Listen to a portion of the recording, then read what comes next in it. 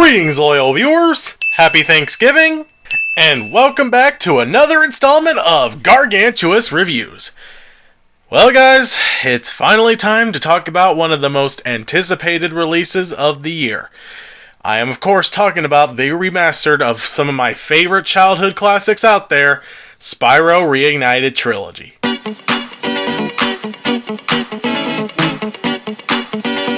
After I myself having reviewed the original trilogy throughout this year, it's time to see once and for all whether or not these games truly do fare up pretty well in today's world.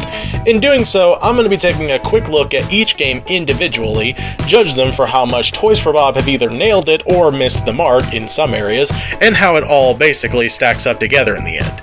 In essence, because I've already talked about in great lengths about these games in their PS1 4 months ago, and because this is about as faithful of a remaster as you can possibly get, with some necessary tweaking here and there, I'll try not to dwell too much in some areas. With that said, let's take a look at Spyro 1 first.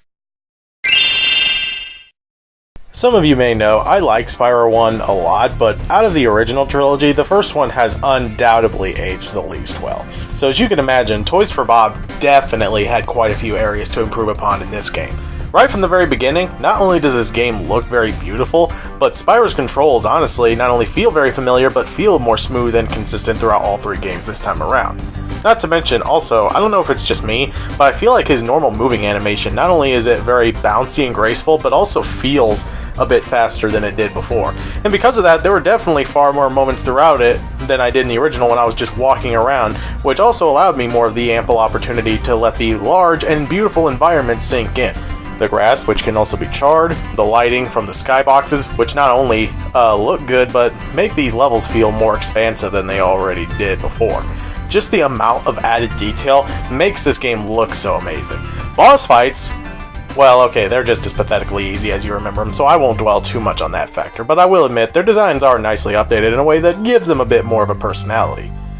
But did they really have to give physics to Dr. Shemp's ass? Cutscenes are definitely a bit more cinematic and really do help give the game's rather simplistic story more of an identity. And speaking of identity, the dragons themselves are easily the biggest improvement in this game.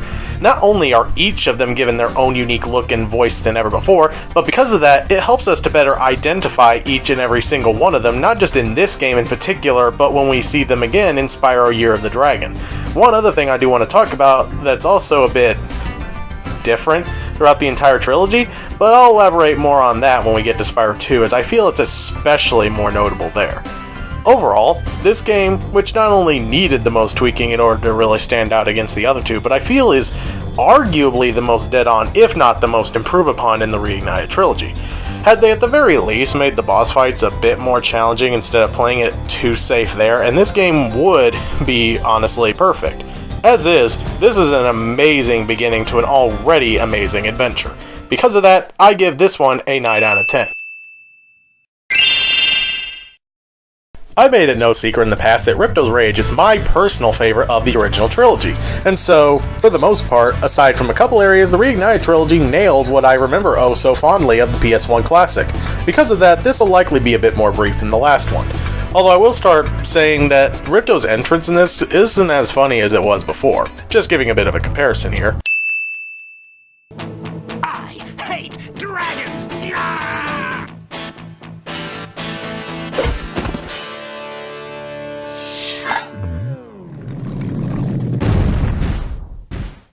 Go, you imbecile! You ate my scepter! I'll deal with you later! I hate dragons! Yeah!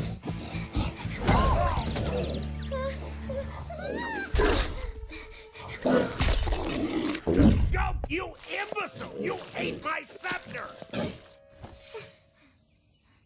I'll deal with you later! However, this is made up for in the other cutscenes with A, the famous line. What are you, some kind of goat? I'm a fawn, you dork. Oh, sorry. B, they actually show the professor's glasses being broken in this one cutscene, and C, showing Hunter attempting, although very poorly, to stop Ripto from getting away with the power crystal. That look on Alora's face says it all. There's tons of fun and even necessary tweaks to the cutscenes throughout that make most of them a lot better than ever before. Gameplay-wise, it's pretty much the same. Couple things to note is that I found hovering, most of the time anyway, to be a bit more effective in this than in the original, as I feel like he's given a little bit more of a hang time, or at the very least that he moves forward a little bit faster. And head bashing is even faster than ever before. And swimming, while a little bit stiff, is still very fun. Same thing for the boss fights, which are also surprisingly even more aggressive in this than they were before. Especially Gulp. He was already a fairly challenging boss in the original, admittedly, but here, not only does he move faster, but he also uses his lasers on his back both more often and much faster. It's like they deliberately wanted to make him even more like Spike from Spyro 3, which, hey, I'm not complaining too much. Rather have that than any of the bosses from Spyro 1. But let's get to the one thing that I feel as though this trilogy honestly didn't do as great on, and is most notable here, and that's the flight levels. While they're still a ton of fun to play, especially when you get used to the admittedly slightly more stiff controls, but that's the thing. The Reignited Trilogy's controls in these are a bit more stiff and do take a bit of time to adapt to. But like I said, once you do though, they still are a lot of fun and challenging. But yeah, do expect to fail on these quite a few times at least once, because I certainly did. Not to mention, it does make beating these under a specific time for a skill point all the more challenging because of that, sometimes almost to a point of being unforgiving. Although the Crystal Popcorn mission in Magma Cone is surprisingly a bit better due to the better camera controls, as is the Turtle Soup mission in Sunny Beach, at least once you finally see them, because the only thing that makes it a bit more annoying is that they removed the sound effects. All in all, I don't know if I can really say it's the most flawed of the three, but it does have the least amount in terms of improvement. But then again, as far as I'm concerned, this game didn't really need that much of it to begin with. Spyro 2 will always remain my favorite of the trilogy, and even though this may not have been much improved upon, it still feels that way. Despite that, I'm going to give this, based on how well it was handled or improved upon for that matter, an 8 out of 10. And now we come to the final game in the trilogy, probably a good time as ever to talk about the voice acting. And this will be in a slight response to Caddy's top 10 worst things in the Reignited Trilogy video, seeing as how this was apparently on the list, more specifically for the NPCs, but we'll get to that in a minute. Right off the bat, I will say that of all the new voice in this game, at least for the main characters, the voice of the sorceress honestly just isn't as intimidating or as demanding as the original. While her design is nice, and granted the voice does grow on you as the game progresses, as the voice actors does get the idea of the sorceress's delivery down over time, but let's go ahead and compare her first appearance in the original for a second compared to the remastered. Excellent. Maybe you will amount to something after all. Now, go guard the tunnels. Stop anyone from coming through. Excellent. Maybe you will amount to something after all. Now go guard the tunnels. Stop anyone from coming through. Thankfully, like the last two games, the rest of the voice acting, whether it be returning voices like Tom Kenny as Spyro and Greg Berger as Ripto, to new voices like Robbie Damon as Hunter, and yes, Caddy, I do slightly prefer him over Greg Berger, Cassandra Lee Morris, who is just adorable as hell as Alora, to even Clementine voice actress Melissa Hutchison as Bianca, who's also, quite frankly, not only cute as well, but I could still take more seriously than Milhouse as Bianca. In general, a lot of it does sound better than ever before. This even applies to the other playable characters as well, who not only have greatly updated redesigns like the other characters, even Sheila, but honestly play even better than they did before. Bentley and Agent 9 in particular, not only do they move faster, but also just feel smoother to control, partly in thanks to the free analog controlled camera. Finally, let's go ahead and talk about them NPCs. While there are one or two areas where I somewhat agree with Caddy on this, like with Spyro 2's NPCs in particular, like Juliet's. Romeo, Romeo, wherefore art thou, Romeo? Oh, there's Romeo. You can have this. I don't need it anymore. The rest, I personally think, just sound better in my honest opinion. I guess this is more or less comes down to how fondly nostalgic people are of the Reignited Trilogy, which, don't get me wrong, these games are an essential part of my childhood and always will be, but I feel like the enjoyment of the voice acting in the original came more from how unintentionally funny it was, whereas here, well, it's not funny per se. On a technical level, I think most people would agree it just sounds a bit better. The game most of the time also gives each and every NPC in a level their own unique look. Sure, half the time it's just difference in color scheme, but in some levels it can also be a difference in hairstyles as well as clothing. Speaking of which, I'll just come out and admit that before the Reignited Trilogy, me and my brother had no friggin' idea whatsoever that the NPCs in Sunnyvilla were supposed to be lions. That's one thing that this game does in its rather amazing and fun art style, is making certain things look more like they should. Even greedy dirtbag Moneybags actually looks more like a bear than ever before. Speaking of the characters, let's go ahead and talk about the cutscenes here for a solid minute. For the most part, like in Spyro 1 and 2, they're pretty damn good. Though the one thing I want to talk about involving the later cutscenes is that, and I don't know if I made it clear in my commentaries, though I know Canadian Guy has at least once, but someone at Toys for Bob ships Spyro and Elora hardcore. Don't believe me?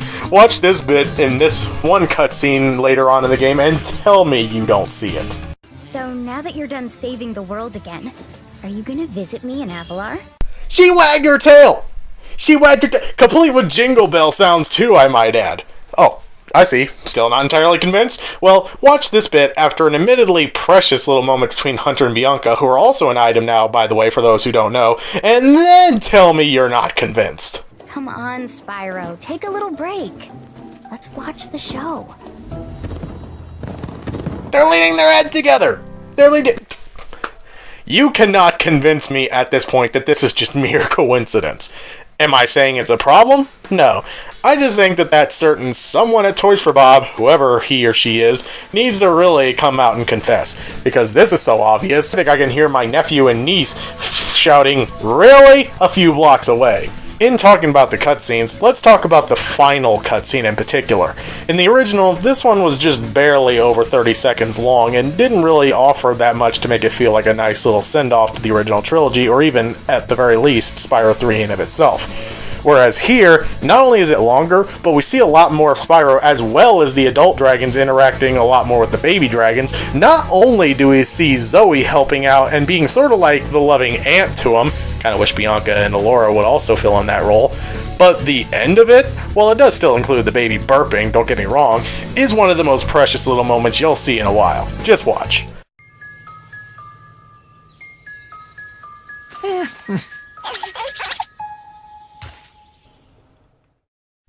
Toys for Bob, this game may not be perfect, but I just want you to know, on this Thanksgiving Day, that I am incredibly thankful for this in particular. But before we wrap this up, I want to finally go ahead and talk about the remastered soundtrack. Of all things in this game, this one is honestly the biggest mixed bag for me. While there are some tracks that are just as good, hell, if not even better than before, whereas others, like Hurricos, Icy Peak, and even the Sergeant Bird theme, funnily enough, I do honestly prefer in the original version. Thankfully, there's the option where you can switch between the two if you like one version over the other. And speaking of which, if there's at least one thing I can give the remastered soundtrack credit for, is that not only does it have the option for dynamic feel, which is very creative, but it makes certain tracks, particularly those in Spyro 3 that were essentially just alternative themes in the original, and make them sound more like their own unique thing. Same thing going for the awesome end credits track, which is also in this game throughout all three of them.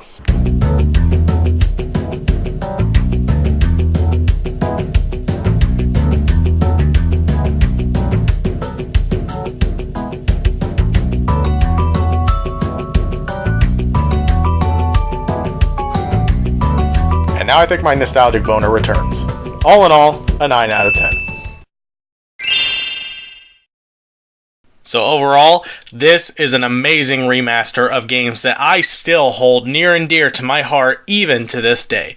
If you've never played any of the games from the original trilogy and you want to, then this is, barring a few notable bumps down the road, the ideal way to play them. And that is why I, King Gargantuous, give this game, based on its ratings of all three, 8.5 glowing gems out of 10. While it's certainly not perfect, Spyro Reignited Trilogy, much like the Insane Trilogy, is the prime example of a remaster that not only brings us back to the glory days, but does so in a nice and updated way that makes the game accessible to younger audiences. A game that brings us many hours of love, entertainment, and so much hard work that went into making it.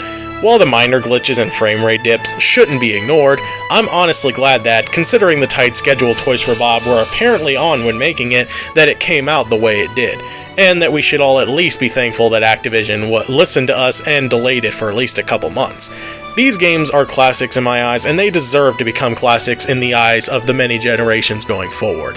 And as long as there's companies like Toys for Bob and a loving, dedicated fanbase to make it happen, then it's a safe bet that Spyro will continue to take flight into our hearts for years to come.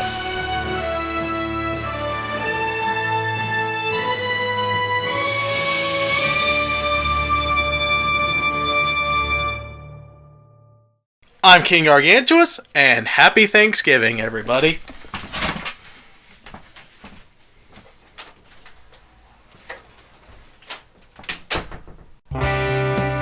Hey guys, thanks for watching. Be sure to subscribe to me if you want to see more videos like this. Follow me on Twitter at King Gargantuous if you want to know what I'm up to. And if you want to support videos like this, plus the many other ideas that I have in the near future, be sure to support me on patreon.com/KingGargantuous. Thanks again, guys, and I'll see you all next time.